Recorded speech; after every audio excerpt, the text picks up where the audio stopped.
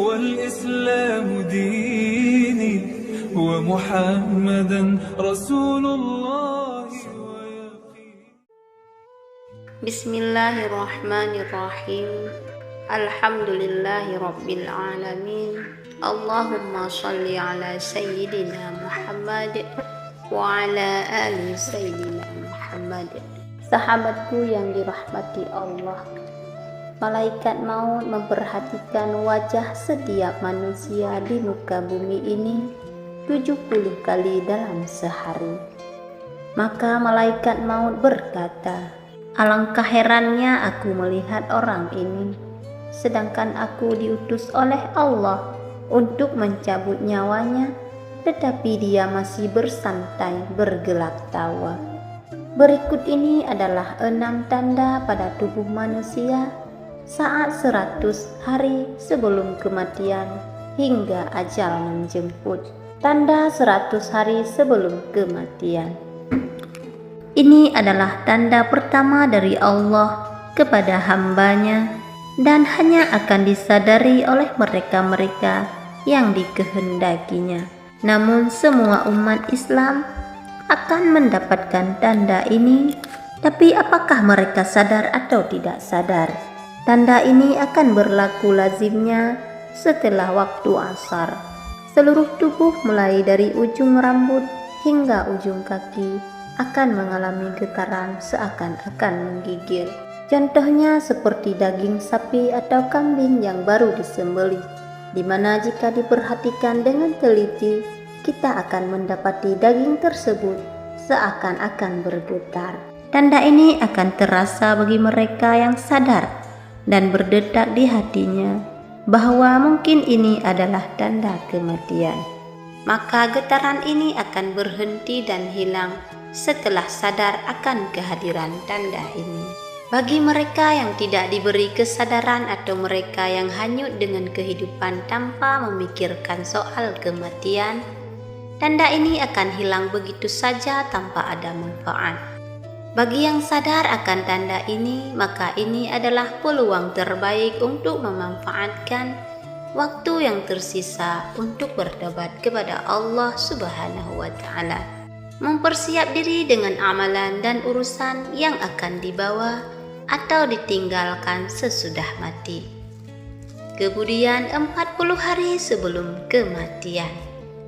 Tanda ini juga akan terjadi sesudah waktu asar. Bagian pusar kita akan berdenyut-denyut. Pada waktu ini, daun yang tertulis nama kita akan gugur dari pohon yang letaknya di atas Arasy Azza wa Jalla. Maka malaikat maut tersebut akan mengambil dan mulai membuat persediaan ke atas kita.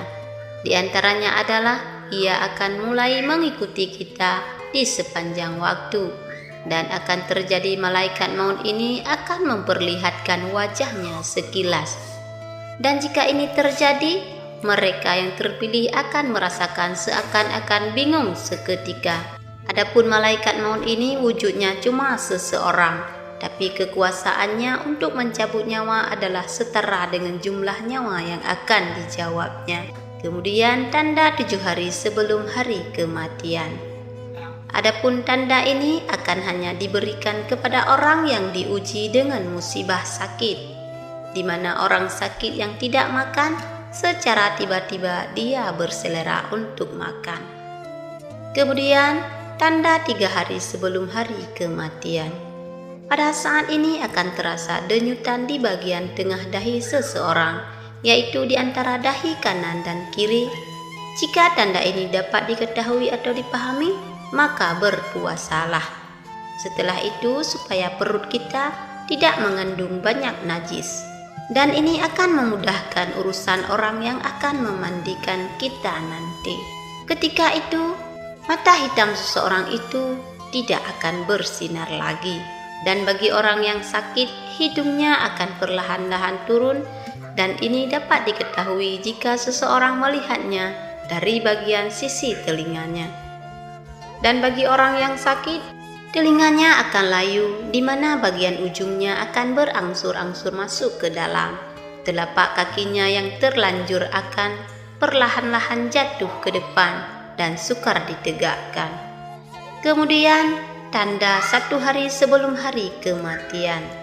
Ini akan berlaku sesudah waktu asar, di mana akan merasakan satu denyutan di sebelah belakang, yaitu di bagian ubun-ubun, di mana ini menandakan tidak akan sempat untuk menemui waktu asar keesokan harinya.